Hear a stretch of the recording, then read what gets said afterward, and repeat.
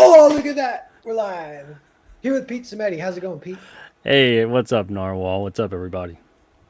Yeah, thanks for being here. We got some chat filtering in. I see Michael Bancroft, Hey, uh, Bretsky the Great, Simply Green. How's it going, everyone? If your campaign goes up at all on my show, we call it the Narwhal Nudge. So oh, nice, nice. here's to a little boost from. Hopefully, we can get some eyes on the campaign. I'm always a little curious about like the Venn diagrams of everyone's like ecosystem, and you assume everything overlaps, but it can sometimes it overlaps less than you'd think. And like people that might follow my live streams, maybe they haven't heard of Yeah, King Cryptid or it haven't does. seen it. Yeah, there is less of an overlap than people realize. That's true. Yeah, because people can only watch so many streams, and there is a lot of competition for the streams, so people will kind of gravitate, to whoever they like and stick Especially with them. certain time slots too. Yeah, totally. Yeah.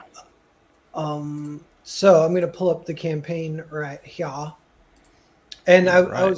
I was looking through this. I saw, so I finally backed because I missed the first one. I think I haven't Oh, read. thank you, man. Yeah, so I'm catching up on, Did and did that's you how it get the goes. did you get the catch up tier? Did you get the first four then too? No, because I knew they're episodic, so I'm like, I'm just gonna get 5 to 9, and then Oh, okay. I'll probably get 1 to 4 later or whatever. But Yeah, you don't need 1 to 4 to get 5 to 9, like to understand 5 to 9. It just yeah, adds more to it. yeah, that's kind of fun. That I kind of wanted to try that out, Yeah, even yeah. try out that reading order. Yeah, that'd be kind of cool. Yeah, you're almost gonna read them a little bit backwards, but yeah, you can give a different perspective on it. Yeah, yeah. So Truly put the episodic storytelling to the test. I know I kind of want to do that. I just for even my own research, because Yeah, I'm kind of curious about that too. About if someone goes into something with extra blind, if you're reading it backwards. But like even like there's like movies like Memento, they deliberately make it backwards, and yep.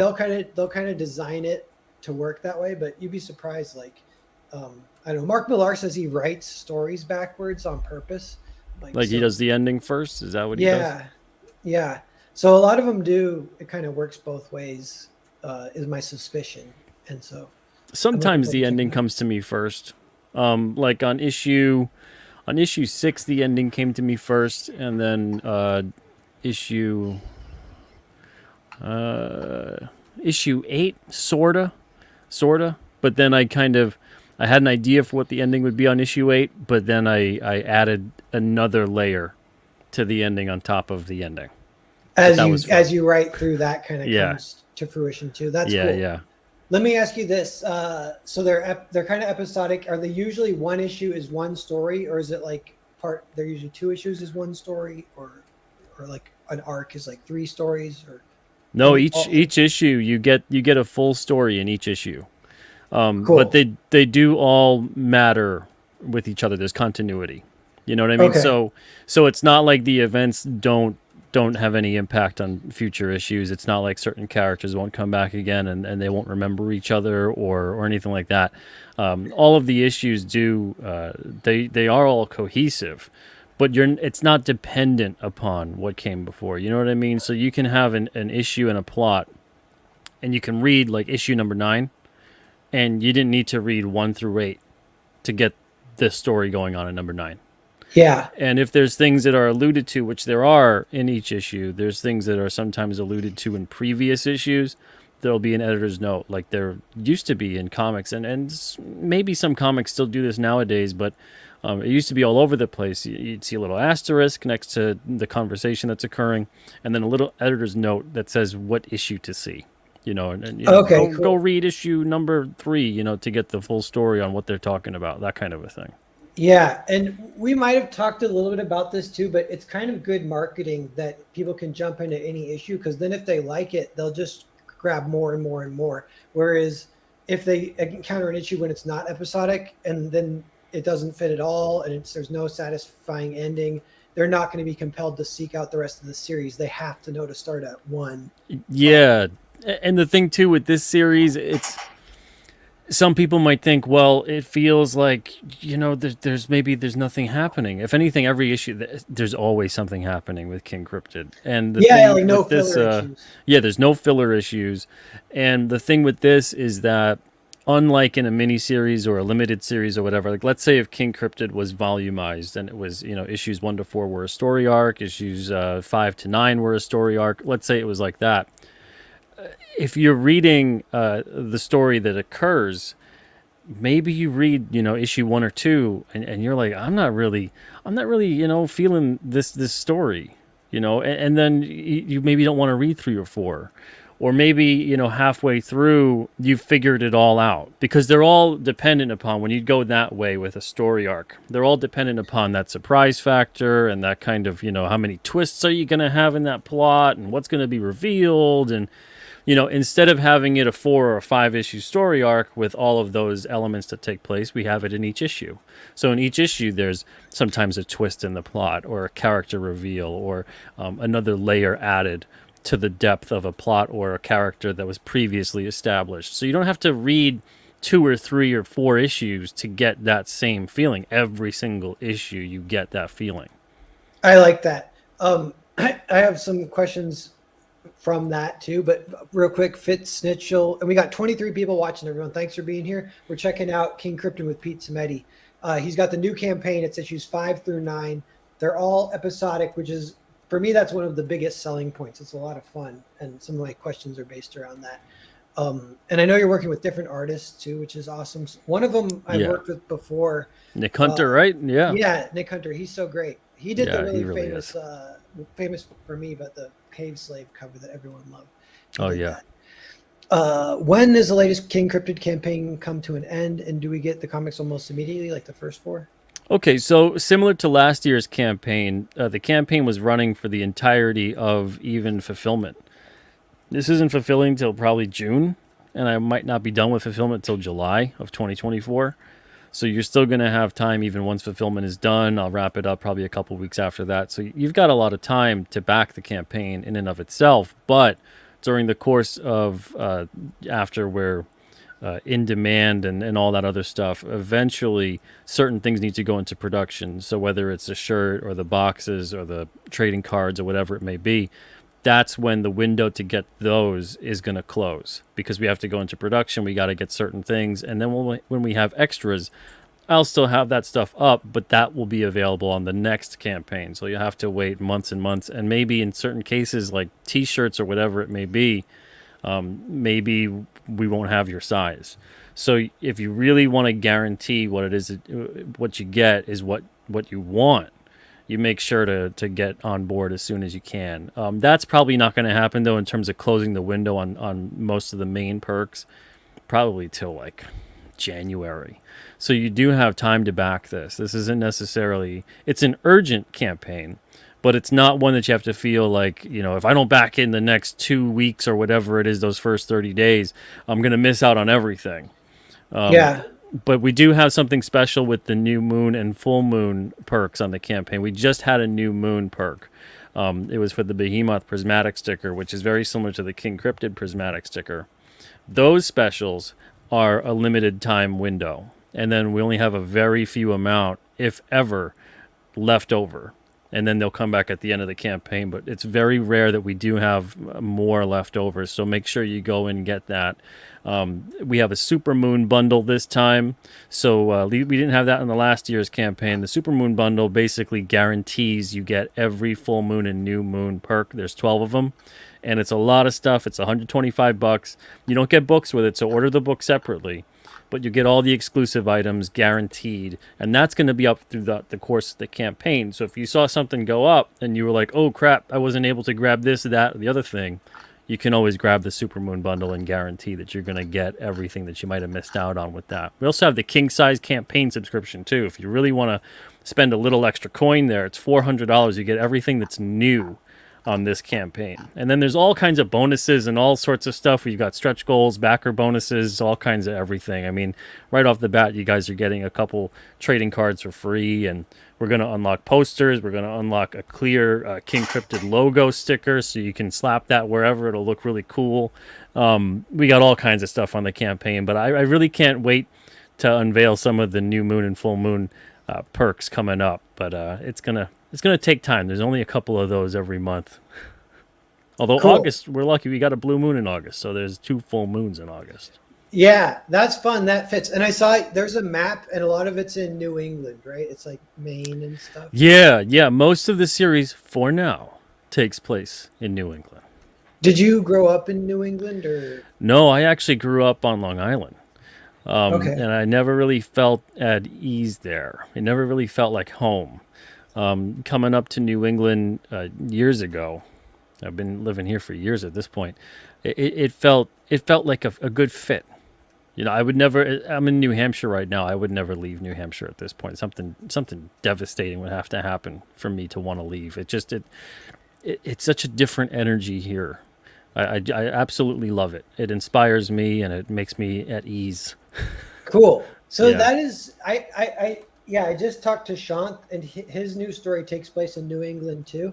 And I was like, it's almost a subgenre. If you just say, you could say New England horror or New England cryptids or New England Yeah, anything. there's so much history. It gets its brand. Yeah, Yeah. yeah. So that is cool. What is it like? You froze there for a second, Narwhal. Are you still with us? I'll be back in a second Okay. if my internet gets weird. But sorry, am I All right. back now? What was that question? What is like New England literature to you and stories? Kind of, if you can quickly describe. Well, I really love the folklore, and I love a lot of Yeah. the stories in terms of the different, not just cryptids, but the different paranormal activity in general. And we touch upon a lot of that in King Cryptid. So King Cryptid is not just a book about creatures, monsters, or whatever it may be. There's a lot of different layers to the stories of King Cryptid. There's really old folklore as well in terms of the American Indian type of folklore within King Cryptid. We go to a lot of different places eventually in the series. Yeah. How we get there, I'm not going to spoil that just yet. But we do get there, and there's a lot of really interesting paranormal history here, and some of it I already knew about, but a lot of it I discovered as I was kind of doing not necessarily research. What I was trying to do with some of the issues was really kind of ground them into aspects of history. And I was finding that the things I was writing was really easy to reverse engineer a lot of the historical fiction elements because there was so much that has happened in this region, whether it be Massachusetts or New Hampshire or Maine or whatever it may be. So it was really easy to tie it all into a lot of different things, and pretty seamlessly. It was almost creepy, as if I was tapping into something already, and all I had to do was just go and look up what I was writing, and I could instantly Yeah. reference it to something. It was Yeah. never Like a struggle to, yeah, it was you're like, I need a real weird. life thing that's kind of like this that I can use for my story. And you're like, Yeah, does that just to see exist? if I could add another fun element to it. And I'd find time and again with multiple issues, I'm like, wow, this is actually referencing something that I didn't even know about, and things that had occurred. One thing in particular, I've talked about issue 4 a lot last year with Huckamuck Swamp, and that's a real swamp in Bridgewater, Massachusetts that has a deep, dark history. Huckamuck in Algonquin means a place where spirits dwell, and there's a lot of paranormal activity there. And Brugge is basically encompassing exactly what that swamp is. But there's another issue in this, in issue 7, and that's on this campaign, that has to do with Wendy and William, and they're both under a curse for the past 200 or so years. They're cursed by a jealous witch who's obsessed with William and wants him all to herself. But William is in love for forever with Wendy, and they're together. But when the witch finds out, of course, she's not too happy. So she curses both of them. And what it is they're going to be together forever, but they're going to be forever apart. So on the nights of a full moon, Wendy is nights and days. Wendy's in wolf form, and she can transform into a wolf or a werewolf, a humanoid wolf. And then the rest of the month, she's human. But for William, the rest of the month, when Wendy's a wolf or a human, William would be the opposite. Yeah. So yeah, so they're always together. It looks like, during the regular rest of the month, Wendy's a human, William is a wolf. He's not a werewolf, he's just a wolf. And then on the new moon, he's a wolf. We get introduced to him in issue 2. On the full moon, he's a human. So he's kind of the opposite of what you would think would be a traditional werewolf. Yeah, an you know. inverted werewolf or whatever. Yeah. That's So cool. That's yes, awesome. so You that's know, their curse essentially. But they're in. We start that issue off in Dogtown Village, Massachusetts, 1821, where there were a lot of reports and stories and whatnot about witches and werewolves and all kinds of things. nice. That reminds me of the short story, The Gift of the Magi. Have you ever heard of that one? Yeah, there's an irony to it, right? Yeah. Yeah. It's like the girl sells her hair to buy him like cufflinks, and he sells his like hands to buy her a comb for her hair, or wwhatever. So Yeah, neither yeah. of them get to use what they wanted but they're passing. Yeah, some of those short stories are cool. They get kind of purposed throughout like pop culture too when it Oh really yeah, hits like that. Like there might be absolutely. like a Simpsons episode kind of like based on it or whatever. Yeah, and a reference too of what happens. What we were talking about earlier, where you didn't need to read issue 2. It's almost like a blink and you miss it, because in the start of issue 2, King Cryptid sees a dying wolf on the side of the road. We come across that, and King Cryptid's using the last bit of his power to heal this wolf. He can heal wounded animals and cryptids, so he's using the last bit of his power to do that, and he does, but at the expense of using up the last little bit that he's got. We don't know later on, though, of course, that this wolf turns out to be William, and he was in wolf form on that night of the new moon. So he saves his life, and that's how he knows how to go back and reach out to King Cryptid, because in issue 2 he follows him back to his cave lair, and we find that out in issue 2. But in issue 7, he's going to need King Cryptid's help again. And you might wonder at first, what's this dude doing wandering into King Cryptid's lair? How does he get there? And that's why. So we referenced that a little bit, and it's just fun stuff. And it's one of those things. Some people might go, "Oh, you're giving some things away." I'm not even giving anything close to it away. Yeah. This is just to let you guys be aware of kind of the setup of the story, some of these characters, where they're at, that kind of a thing. But yeah, there's a lot of different elements at play here. There's a lot of not, like I said, not just cryptids, not just the paranormal and things like that, but we have a lot of layers as far as what's occurred over the history of everything. Because that's the thing. People go, oh, paranormal history seems so modern. UFOs, aliens, monsters, Bigfoot. This seems like a very 20th and 21st century kind of deal. But paranormal history is as old as human history itself. So we Yeah. touch upon that along the way. There's so much inspiration to pull from there. Like there's like tons of like modern YouTube is a lot like about cryptids and paranormal and stuff.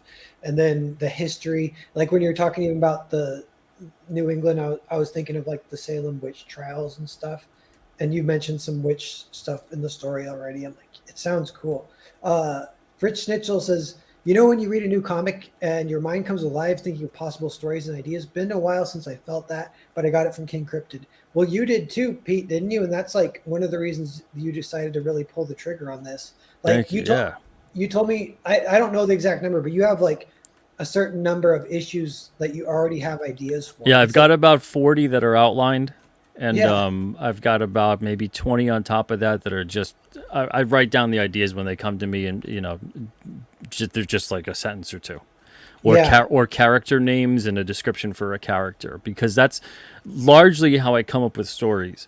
Is I come up with a character first, and I define that character. I give them a personality, or I mean, honestly, I'd like to say I do all of that in terms of I give them this, and it's a conscious effort. But most of the time, it's not a conscious effort. It's just kind of almost like stream of consciousness. It's just kind yeah, of coming to me, and I write it down. I'm sure you can kind of relate. So I do that, and then I start to kind of consciously define their motives, and their trauma, because all characters are born from trauma. People are born from trauma. So after I'm done defining that, what do they want? What has happened in their life that makes them want the things that they want? Then I define, well, who is stopping them from getting to what they want? So then yeah, all of a sudden now a whole story starts getting crafted, because now something is at play that's stopping them from achieving their goal. So once you have that set up, it's easy to put in a setting, other characters, and then all of a sudden, things fall into place nice and easy. But it always, for me, starts with creating a character or utilizing the characters I already have at play, which is going to be really fun with this series. The more issues we do that, we have a couple issues in 5 to 9 that we bring in some of the characters from issue 4. But it's going to be really fun in the next batch, which is 10 to 13 for next year. I can really start playing upon some of that the other characters, bringing them in, seeing how they interact, and then the more that the series goes on, the better. So you can have a new character introduced, and then maybe one of the old characters comes in. Maybe they butt heads, maybe they're friends. Who knows? So it's that kind of a thing where so many of the stories kind of start writing themselves, and it's just about finding a unique and different plot and a different spin on certain things in terms of their personalities, their design, their power set, and their motives. What are they after? Yeah, cool. That's awesome. And yeah, and you got it where you can find out which ones become like fan favorites, and you can give them more issues if they do that. And yeah, the fact I do like the fact, at least for now, it's one story every 20 pages. The issues are like, are they 20 or 22 or 24? They're like 22 to 24 pages of story. Yeah. Yeah. But finishing a story in 24, nobody even does that anymore. That's like impressive and hard in its own right. I was just thinking when about that, I was like, Chuck Dixon has like a list that he published of like advice for writers, and it's like 20 points. And I was looking for it and I couldn't find it, but it's out there. But it reminded me, a lot of them are like, it's all for people a writer on the grind who's actually doing one story for every 24 pages, which now like it's all like filler, or it's these arcs that are longer. It's sort of like the same way with an artist, and you have conservation of line. It's the same kind of thing with a writer, and that you have to tell the story you have to tell. It's got to be a complete story. You have so many pages and so many panels to do it in, so don't waste any time. This isn't the time to take 2 or 3 pages and you have like 4 word balloons across 2 or 3 pages. What are you doing? The pacing on that is not conducive to telling a complete story within 22 to 24 pages. You're drawing that out unnecessarily. So I believe when a lot of people do stuff like that, so if you're doing that, you got to make sure your visual storytelling is on point, because the story still needs to progress. And if the visual storytelling is on point, you could always add something to juxtapose what's occurring. So you could put in the writing something that is giving more insight to the reader and slows down the pacing of the book. You had mentioned it the other night when we were on Ethan's show and talking about McFarlane with the splash page of Spider-Man, and how the captions kind of slow you down and draw your attention here and there on the page. Now, if they were even more beautifully written, that's even better.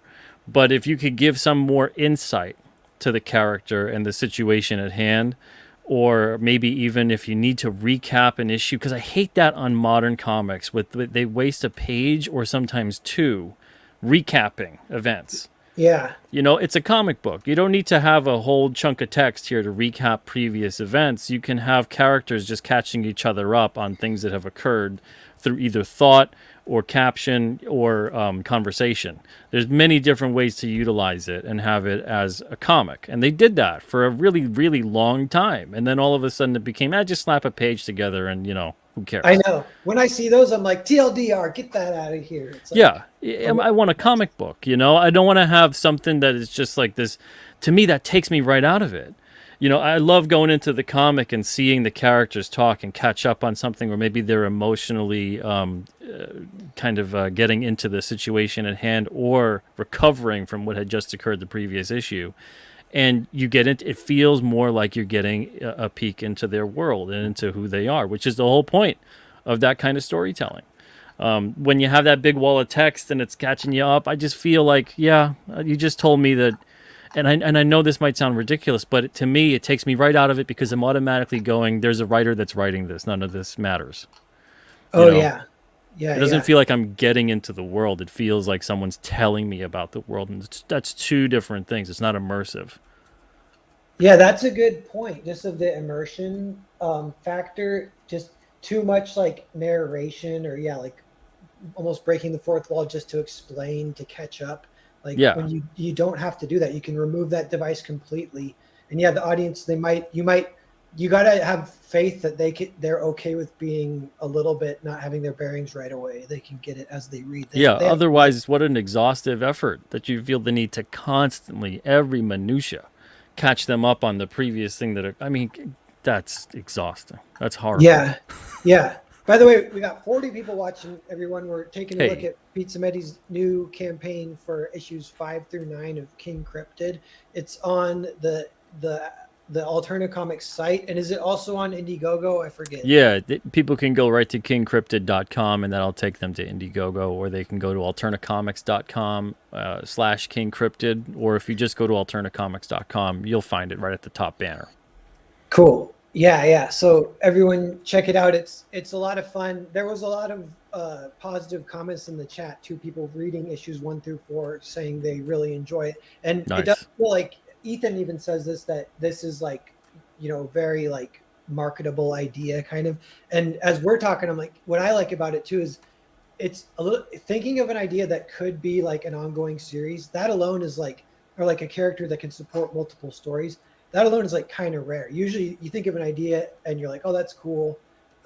Here's a story. But Yeah. you have like, and it's like the universe is getting built out with each story. But King Cryptid, he can support literally 1,000 stories if you want to. Oh yeah, yeah, and I find that that kind of storytelling style that we're seeing more and more in modern comics, whether it's mainstream, indie, whatever, it is so reflective of the Hollywood system because it's about making a tight plot for a movie, and then in some cases really dumbing it down, especially in terms of design and setting. And now all of a sudden, you've got this watered down, dumbed down script and world and character, and it's just boring as a comic, especially. They're trying to make the Hollywood producer's job so much easier, when instead your job as a comic creator should be to make their job as impossible as you possibly can. Yeah. Oh, that's a Let good them way to figure put it it. out. Yeah, Yeah, like this isn't it's that negative like idea of derogatory idea of the Netflix pitch. We can all picture those kind of comics in our head, and they're so like annoying and almost like enraging because you want to like shake the writer a little bit and be like, why do you think Netflix is so special that you are going to just tell boring stories yeah. or whatever? Every single aspect of the story and characterization is, they're holding back, and then that's honestly, to me, if unless it's something furthermore, and it could be a little bit more insidious, but I won't dive into that. But to me, that's the first, and it begins and ends with this, with the representation stuff we constantly see bandied about comics, because it's all about the Hollywood counterpart, the film counterpart, you Yeah. know, because if anything, you should be going into comics. I mean, King Cryptid, who does he represent? Superficially, who does King Cryptid represent?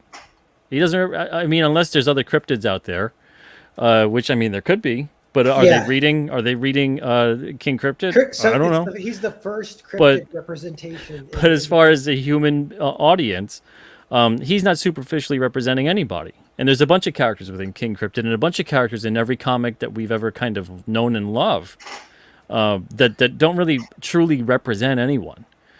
So it's all about that level of, it's kind of that system where you're making people, like a great way to manipulate someone is to make them think it's their idea to begin with, and it's that kind of a thing. It's people and audiences and creators are being so manipulated by this system that they don't realize, no, you're actually getting your creativity strangled right out of you. You're getting it cut off because you're feeding the Hollywood system. Stop feeding the Hollywood system and just make a great comic, make something fantastic, make something that you can't possibly, at least when you're writing and creating it, thinking, there's no way they're going to turn this easily yeah, into a yeah, film or a TV show. yeah. If you can sit there and you're making that comic, you're probably doing a really great job of making a comic. That's cool. I want to say that out loud so I can either remember it just so the audience can get it doubly too. But that is, I haven't heard that yet from anyone. I was like, that's cool. But you know who would love that too is Comics Kelsey. He's a big believer in like comics being comics. But Oh, just the yeah, yeah. idea of making it, yeah, as hard as possible or impossible to even be a movie. That's like a fun like goal. Like a lot of inspiration and creativity can come from Yeah, that. because I mean that's why they didn't really make superhero movies accurately portrayed on screen for how many decades, right? They didn't have the tech to do it. But Yeah. imagine if they were all sitting there in the 60s, from the 30s to the 60s and the 70s, especially going, how can we make this product so that Hollywood film studios and producers would take it and automatically adapt it? You know how many of these they would all would just be the crime genre, and it would very much be watered down, black and white, whatever it would have been at the time for film, because you don't want to even throw color in there until color was prevalent in film, because you'd get the film producer all going, "Oh, I don't know how we're going to put this in color," Yeah. So it'd be ridiculous. But instead, let them worry about how to do their job, and you make the best comic you could possibly make. I've compared this before too to, it's the equivalent of saying, here's a masterpiece. Let's say Michelangelo creates this beautiful sculpture out of marble, and gives it to you. Here's this beautiful sculpture, right? So now you're supposed to come along and you're supposed to create it into something else. Well, you're going to have to ruin that beautiful sculpture to create it into something else. Instead, what you need to do is you got to be Michelangelo staring at that big piece of marble and going, now, how do I bring something to life out of this that's incredible? And Yeah. that's the job that we have to do. We're not the people that should be trying to make something and make someone else's job easier and so they can adapt it easier and whatever else. We're supposed to make something so fantastical, so entertaining, so in depth, so layered, that someone out there will have to be an absolute creative genius to adapt this thing properly. But in the Yeah. meanwhile, we get to entertain the audience. And that's what our job should be. And as soon as comic creators, especially in other forms of storytellers, stopped viewing that was their job, to entertain and enthrall with the thing they were creating, and instead to make someone else's life easier because maybe they would be getting money or a deal or a contract or whatever. As soon as that happened, everything was lost.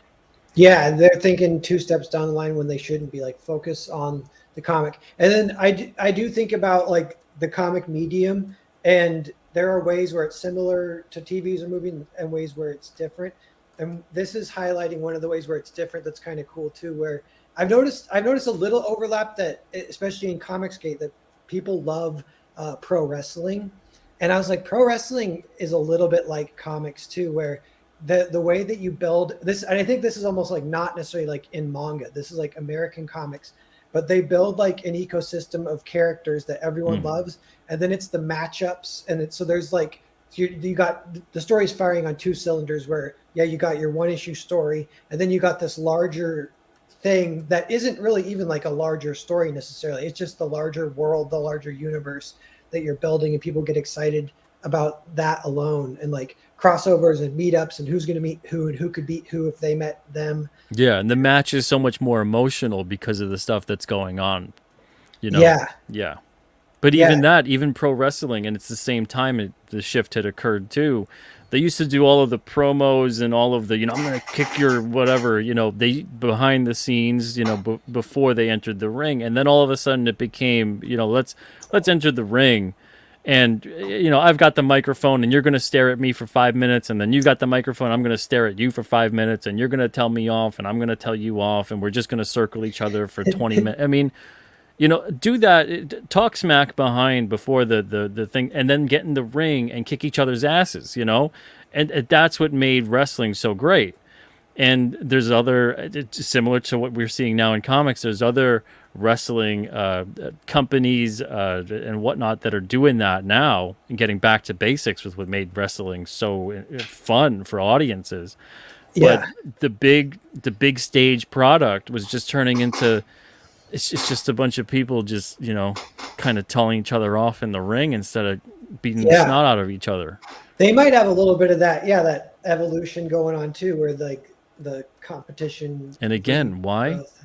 How many of those wrestlers want Hollywood to take notice of their acting ability? That's Yeah, why yeah, it's all playing into the Hollywood system, you know. Instead of like you're here, you're making the product you're making, you're telling the story you're telling. Tell that story as best as you can, the way that you can. There's every single aspect and angle of it is a different medium. Utilize that medium effectively. If you want to then go make a film, go make a film. Tell the story great through that and utilize that as best as you can. But if you're going to tell the story in a certain way, as a comic, a TV show, a book, whatever it is, utilize that medium fully and effectively. yeah. Cool, cool. We got 50 people watching, everyone. Thanks for being here. We're taking a look at Pete Simeti's new campaign for King Cryptid 5 through 9. You can catch up on all of them here. We're kind of discussing just comics, episodic storytelling, the 22-page story, how Hollywood ruins that kind of stuff. I'm going to take a little moment too, and because I have this other tab, my campaign is live now too. This one, Pete, when you said that you're like, this one isn't like only a 2-week campaign. So this one is a 2-week campaign, just FYI, everyone. But I think only back this after you back Pete's campaign, at least for this hour that we're promoting Pete. Thank you, Narwhal. Yeah, thanks. But so anyone wants to back both, by all means. And if anyone wants to be publicly shamed by me, I will do that, but only if you want it. Just ask for it in the chat if you haven't backed it yet, because I assume everyone here has already backed it. I'm sure. What's it up to? What are you up to right now? Almost 9,000. Oh, that's great. Wow. Yeah, so it's doing good, and it's like it's ticking up every day a little bit, which I like, because for some reason Cerberus didn't do that. Cerberus had a great first day, then nothing for like 2 or even 3 weeks, and I was like pulling my hair out. I was like, this isn't even good for mental health. I'm like, just give me the nice easy trend all the way up, please. Do not give me it all on day one and then hold out or whatever. But yeah, so that's just, I let everyone know that's out there, that's available. The links to both these campaigns are in the description of the video, which is right in that window that you guys are watching right now. And then, so back to King Cryptid. My one question, as you're talking about like a character that supports hundreds of stories, one way that some people will do it is, I'm trying to like, Mad Max is like this, X-Files is like this. These examples are like from TV, but it's where the actual King Cryptid, he doesn't actually get like the character arc. You give the character arc to the guest of the week, and they get the character arc, and King Cryptid kind of comes into their story and affects it, and then it plays out. And then... Sort of with King Cryptid, but yeah, I see what you're saying. Now, to me, the very best, because you're talking about the difference between plot-driven and character-driven, and to me, the very best episodic stories were both. A little bit heavier with the plot-driven, but there was still a lot of character-driven moments and maybe even issues or episodes. And what I mean by that is that we get a lot more introspection with the character-driven stories. We get a lot more of their motivation at the heart of it, driving the plot, as opposed to the plot driving the character's decision-making. So, you know, a plot-driven element. A lot of movies are plot-driven. But a plot-driven element would be like, you know, there's a bomb that's going to go off in 2 hours, and someone's got to figure out how to get to there. But in order to do that, they got to figure out this other scenario, because there's someone else that's doing something that's impeding them from getting to the bomb. You know, it's that kind of, it's a very simplistic kind of thing, but that's a plot-driven element, because every single thing that character does and decides upon what to do is driven by that situation within the plot. Otherwise, when you get a character-driven story, you're talking about there's a character motivation that's occurred.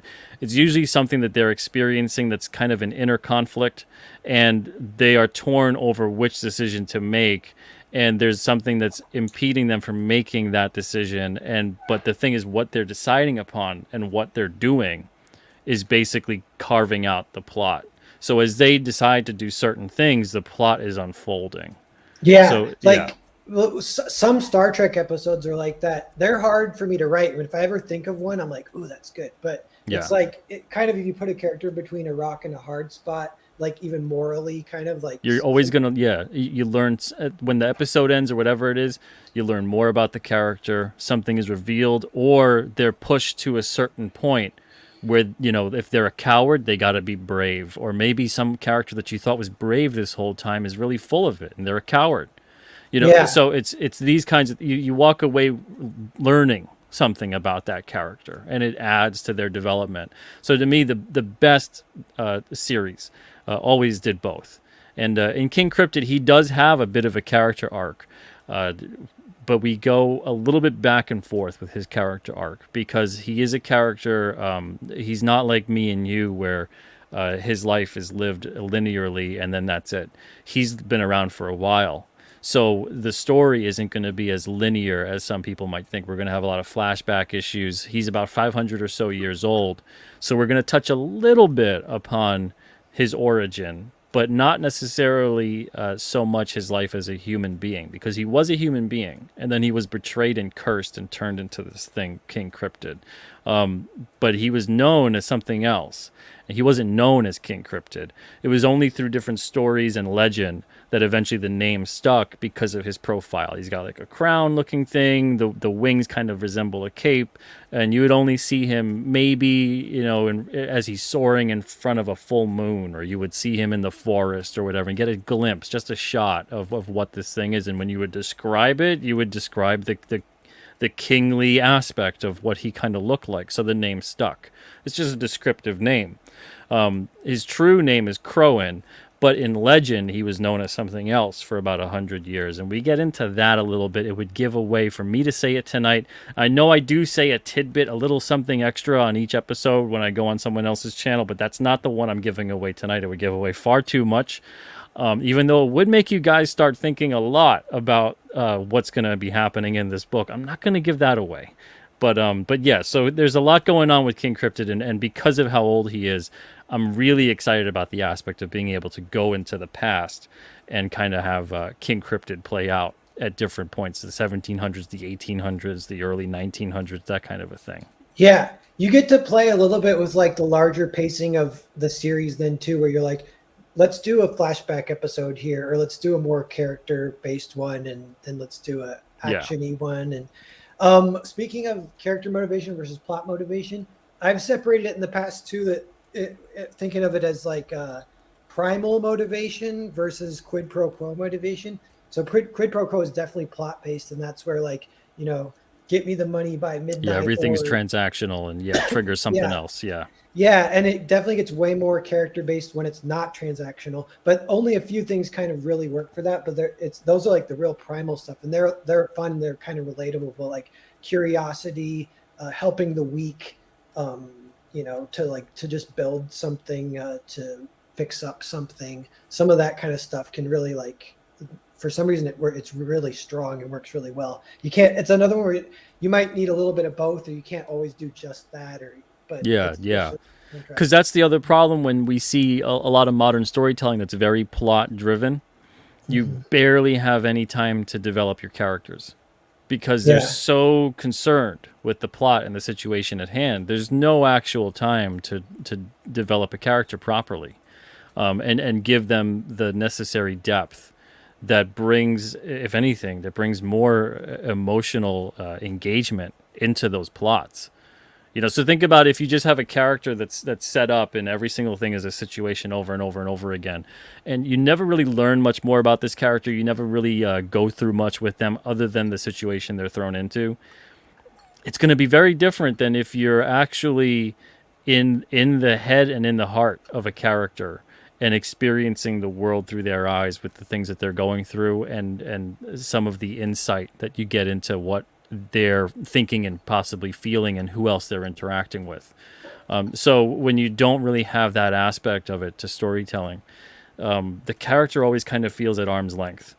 And what I loved about comics was it felt like not only were you getting a peek into their world, but you were getting almost like telepathy. You were like reading their mind, the thought balloons and everything else. And sometimes the caption and the narration as well would give added insight into the character and their situation.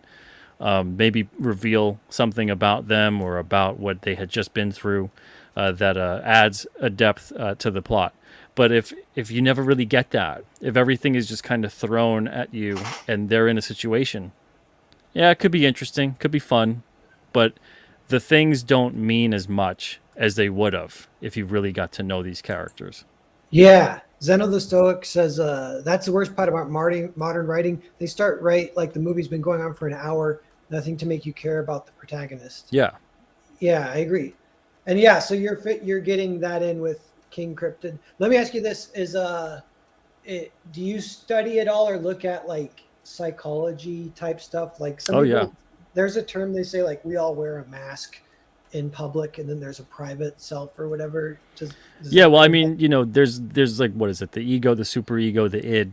That's Freudian. But there's so many other aspects to psychology, sociology. I recommend a lot of people go and say, "Oh, go read books about writing if you want to be a good writer."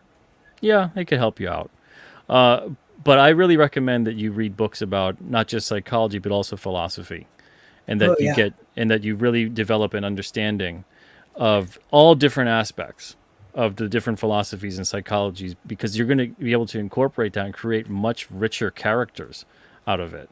Whereas if you go into there, yeah, you learn about writing and maybe you learn about pacing and you can learn about how to tell a story and three act structure and whatever else, but it's going to probably end up feeling your characters, at least, which is who you're on this journey with. Your characters are probably going to feel like chess pieces, and you're yeah, just moving them around and they do what you want them to do and they get to the end. Sometimes if you're writing them even worse, they feel like checker pieces and you're just kind of hopping them around and they get to the end and then, that's about it. yeah, So it's, if you got the philosophy and the psychology and you're armed with at least some of that knowledge as well, along with reading biologies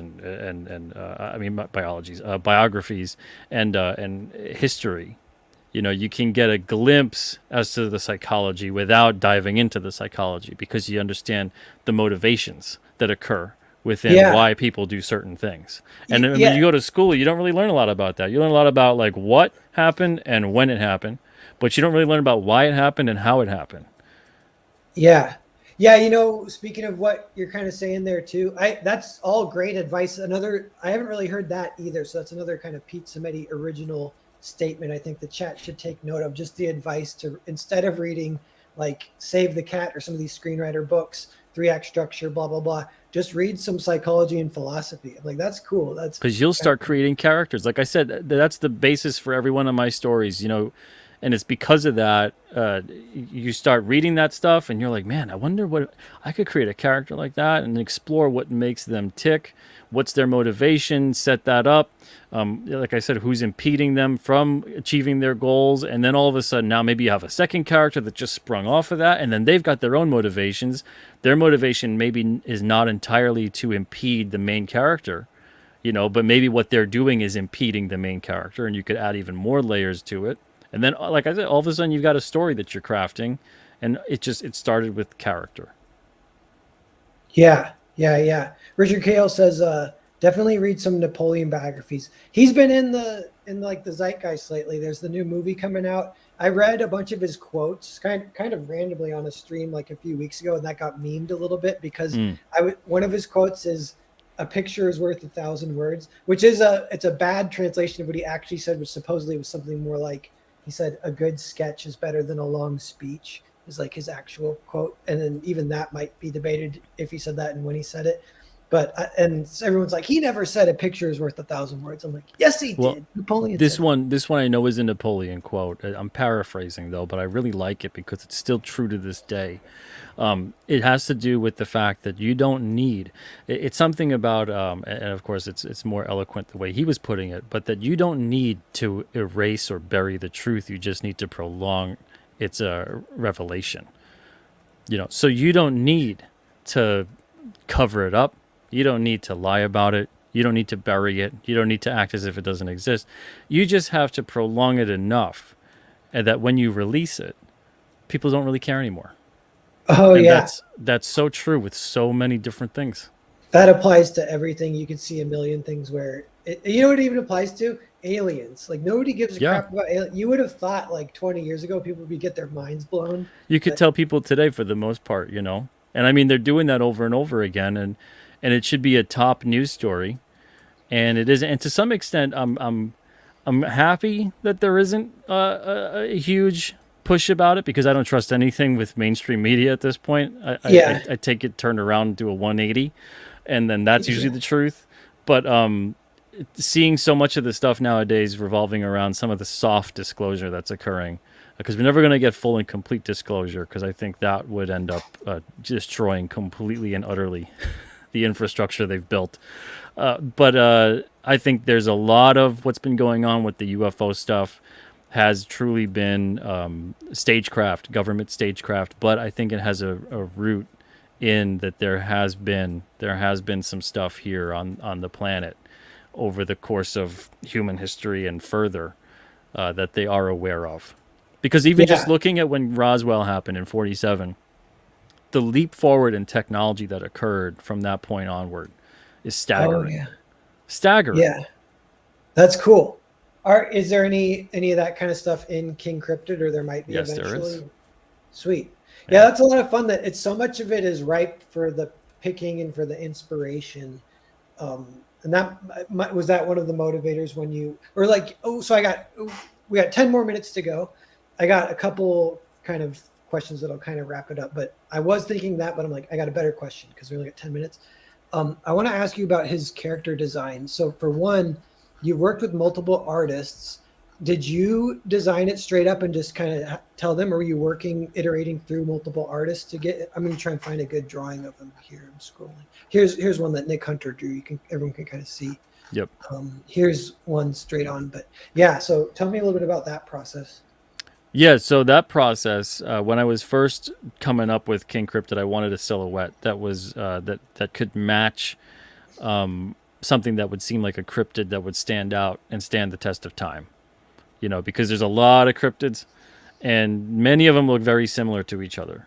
And I wanted King Cryptid to kind of stand out from the pack. So if someone saw him, or the silhouette of him, which is usually what you see with a cryptid, you don't really get a full-on crystal clear view. I wanted someone to go, whoa, that I've never seen that before. I don't know what that is. So coming up with that kind of the crown of bone and it's kind of like a exoskeleton in a way with the structure that he has on the shoulder. We get into that event. I don't want to give away too much, but then he's got the organic winged cape thing going on.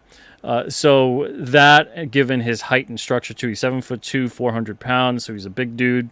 All this stuff with the and then the fingers with the hands. He's got 2 fingers and a thumb, so he's got 3 fingers. If hands look like this.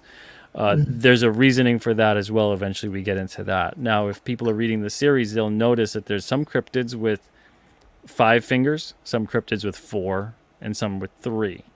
It all has a purpose. So we get into that eventually as far as what it means when they have 3, what it means when they have 4, and what it means when they have 5.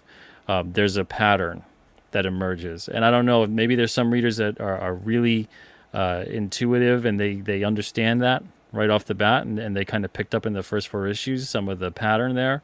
And maybe there'll be some more that pick it up after these next 5. But we do get into that, and there is a purpose towards that. That's awesome. Is that the secret giveaway for this stream, or is there another one?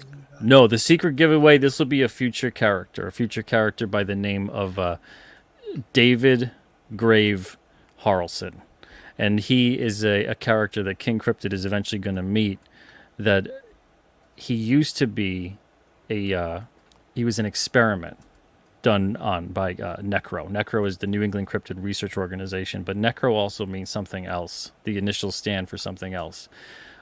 King Cryptid is eventually going to meet this guy, and I can't wait to tell the story with this guy because he's got an awesome motorcycle, a great look, and everything as well. He's at this point he's hell bent on revenge against Necro for what they did to him, but he's mostly also out to get Victor Lugo. And Victor Lugo was introduced in issue 1. He's a former big game hunter, and now he's a cryptid hunter. And he's usually the guy that gets hired by Necro to go track down the escaped cryptids, or track down a cryptid that was just discovered, and he's got to bring him back because Necro's got to do what they got to do with them. So this dude used to work with Victor Lugo, and Victor Lugo left him for dead at one point. So Necro took him, did stuff to him. He escaped their lab, and now he's pretty much a vigilante of sorts. But when he crosses paths with King Cryptid, it's going to be a really fun issue. So that's probably about 3 years down the line, though. Okay. But I'm revealing that today. And if anyone remembers in 3 years when we do that issue, kudos to you. Yeah, that's awesome. That's a good reveal. One more question is, how do you format your scripts when you write them, and like when you work with artists? Do you find like working with artists, or is it different, or is it always the same? Kind of, I'll leave it there. But how It's do you find?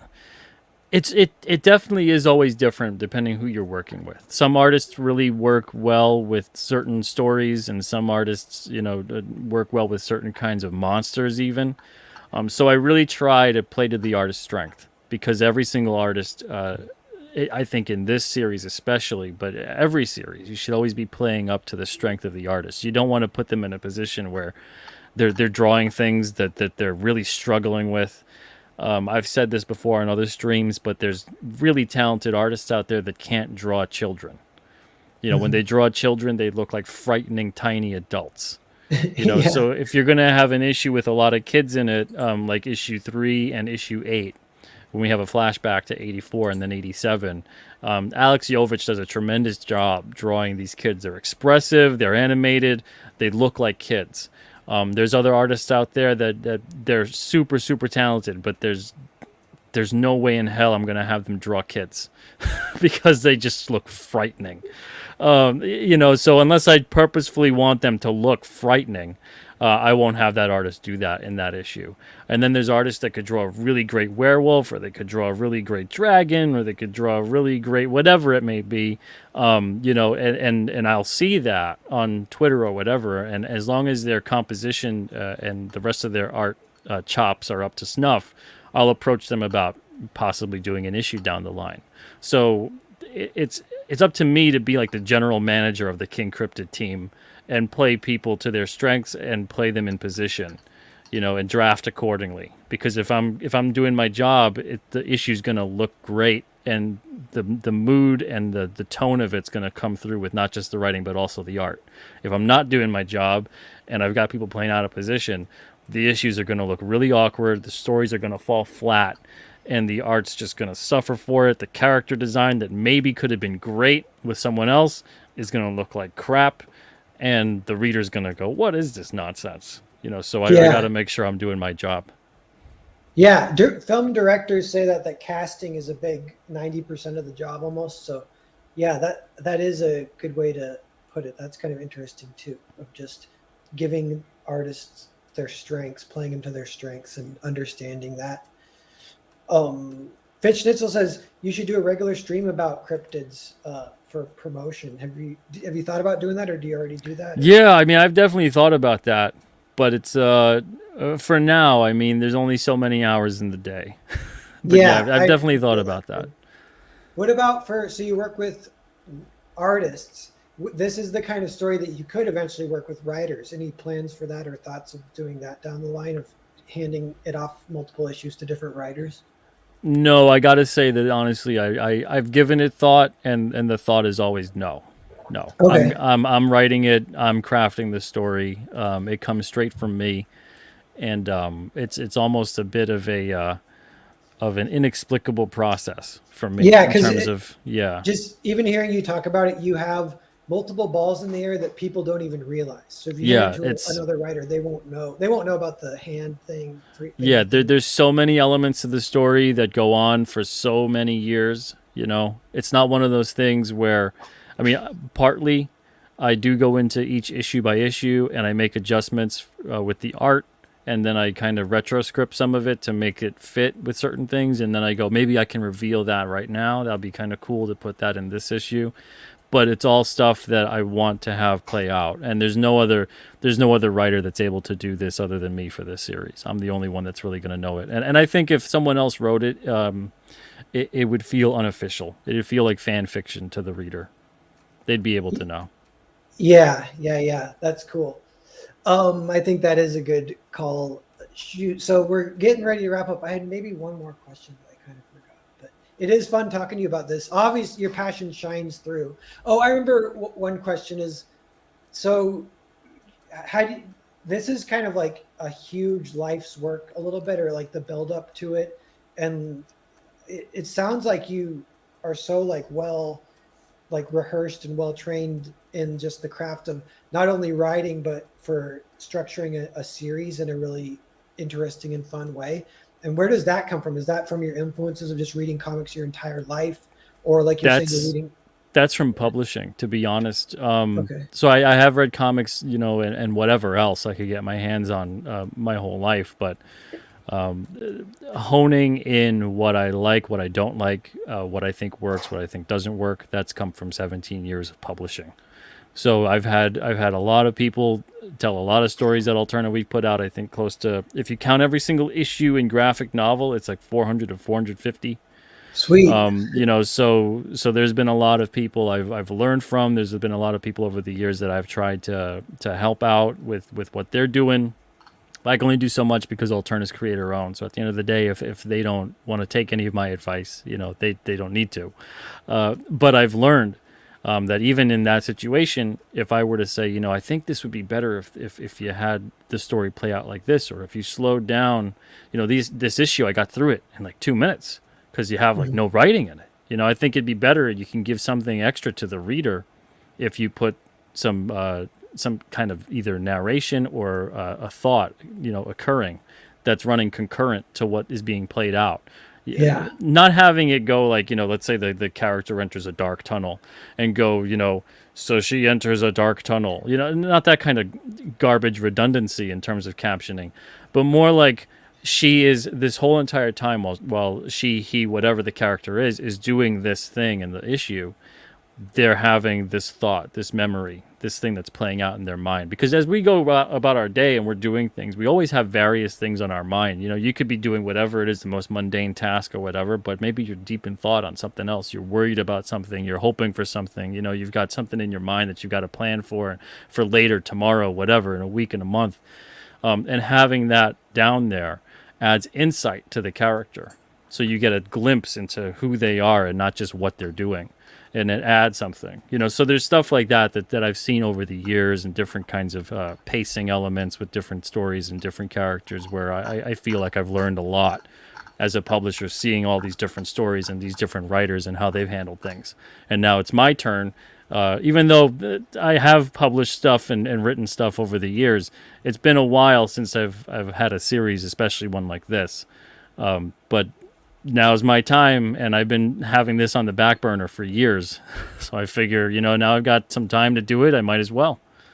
Yeah, cool. And it probably takes almost like less than one full issue to get back into the swing of things, where you're like really firing on all cylinders with the creativity. And like you say, you even reference, like, it can get to the point where it feels more like you're channeling rather than writing it, or however you put it, maybe a little exactly, kind of like that. That's obviously, that's a great sign and very exciting whenever it happens. So yeah, I'm excited to check out issues 5 through 9. I'll definitely be checking out the whole series. But thank you, man. They're pronounced. They are published individual issues on newsprint, which is a lot of fun to everyone. They all have cool covers. They're with different artists, and each artist is great too in their own right. My personal favorite, I'm biased, but it's Nick Hunter, and he's done 2 issues of the first 8 or whatever so far, right? Yeah, Nick Hunter will do he's done issue 2, and he's going to do issue 5 and 7 for the art. Okay, so 3, yeah. So he's he'll kind have of a 3. go-to. But yeah, so you guys at home can see, even though a bunch of you already know, this is issue 1. So we've got the introduction of King Cryptid here. That's the first panel where we actually see him. It looks great. Yeah, this is cool. And this is kind of what I'm talking about with story structure too, and talking about something with juxtaposition. So this story, as it's taking place, it's really a recounting of the events. I can tell immediately who this artist is too. I can't think of his name, but you Christian tell me. Rossi. Yeah, Christian Rossi. Yeah, he's an alternate go-to also. He's awesome. So because the Behemoth is on board and he's escaping, and King Cryptid rescues these 2 guys from the blowing up truck. We're telling the story of the Mothman because it relates to what the guy thinks he saw. He thinks he saw the Mothman, and there's Victor Lugo, and he's ridiculing him about it and going like, you didn't see the Mothman. You didn't see, like, he even says, he's like, you think that you were transporting the friggin' Mothman? And the guy goes, I know what it sounds like. And he goes, look, I'm not supposed to say this, but maybe it'll put your mind at ease. The company that we work for, they sell exotic animals as pets. What you saw was a stork, a shoe bill, nothing more than that. And he goes, you're not listening to me. He goes, he knows what he saw. So it's Yeah. that kind of a thing where this dude is feeding him a load of crap. He knows it's crap. He knows what he was transporting. He's after it. He's after this guy, the behemoth. And he's a Cool. human hybrid created from the DNA of the Mothman. So Yeah. his story and that character too, we touch upon it. We introduce the character in issue 1, but we're going to reveal more about that character in the future. So he'll be back as a part of next year's lineup. But we won't see him for these 5 issues, but we'll see him next year. And there's a lot of stuff going on with the Behemoth. So I'm glad that you guys are also into that character too. Yeah, that's cool. That's so cool that every issue has like a new monster and King Cryptid. So you get like a multiple fun stuff going on. So everyone, 55 people watching. I'm going to kind of wrap it up here, but this has been a great discussion with Pete Simeti. We're promoting the King Cryptid campaign. It's on Indiegogo and on the Alterna site. It's doing really well, and it's going to be open for about like pretty much like a year or a little less. About a year. Yeah. Yeah. We got the first 30 days are going to wrap up in about 19 or 20 more days, something like that. But we got, like I said, we got new moon and full moon perks. So keep your eyes to the sky and to the calendar. There's a lot of calendars out there that have the new moon and the full moon written down on them. So when you see that on the calendar, circle it and know you got to go look at the King Cryptid campaign. Something new is up. And, check out the campaign. If you've missed out the first one, we got the first 4 issues available right now. So if you want, you can get the first 4. They get shipped to you. And then if you like those first 4, you can get the next 5. Or you could just go in there all at once and wait, and you can get 1 through 9. That's 200 pages of story for $25. And, doesn't get better than that. Newsprint, really fun monster cover-up conspiracy stories. It just doesn't get better. It's comics. It doesn't get better than that. I should have got that 25 perk. I saw the 15 one first and just clicked it, but whatever. I'll get it. You were excited. It's okay. Yeah. I'd sent you the link and I'm like, I want to back it before he hops in. So I was kind of being fast for that reason. Thank you, man. Yeah, no problem. And yeah, Earthbound is live as well. Everyone keep your eye out. It'll be live for another couple weeks on Fund My Comic, and it's off to a great start. We'll keep it up. This continues the story, the sequel after Earthbound Part 1 and 2. This is the Grand Prix, another kind of big epic adventure. It's starting here with this one, so get in on it on this level. Every floppy, if they're double issue floppies, I'm releasing this in that format, and they're all signed too. So $16, like pretty affordable. $7 shipping too. So yeah, for the double issue, it's like $23. So that's almost comparable, almost as affordable as Alterna, but not quite. But cool. Oh well, so everyone, yeah, let me just say thanks again, and I'm gonna end the stream here. Pete, where should people find you? Twitter, and what's your next stream? Got any streams planned with anyone else? I'm on Twitter at Peter Simeti, or you could get me on Instagram. It's just Pete Simeti on Instagram. It used to be Peter Simeti Art, but I'm starting over a new account because Instagram is weird. And then on YouTube would be the best and most funnerest place there is. And that would just be youtube.com/Peter Simeti. I've actually got a show tonight with Joshua Durstein on at 9 o'clock. And then I'm on tomorrow on the Red Valkyrie show at 8 o'clock. And these are Eastern times. And then Friday on my channel at 9 o'clock, I got Literature Devil on. We'll be talking about character development. So some good stuff. Oh, that'll be fun. I'll try and catch that one live. I'm a big fan of Lit Dev. He's a good guy in the community. He's got a pretty huge YouTube channel, which is fun too. Yeah, I always like hearing his thoughts on writing and everything as well. I'll be probably repeating some of the stuff I've talked about tonight, but it'll be fun. Yeah. Cool. Yeah, I like hearing that kind of stuff twice anyway, so it kind of sinks in. Yeah. I think most people do. Lauren says great stream. It was. We had like over 50 for most of the stream, and there was like almost no dead air, lots of really good information. Talking to Pete's always great. You have a really unique perspective because you were a publisher for so long as well, which I appreciate. Yeah. Thank you, man. Appreciate it. Yeah, cool. All right, now I click end, and it kind of ends awkwardly. I wave, and eventually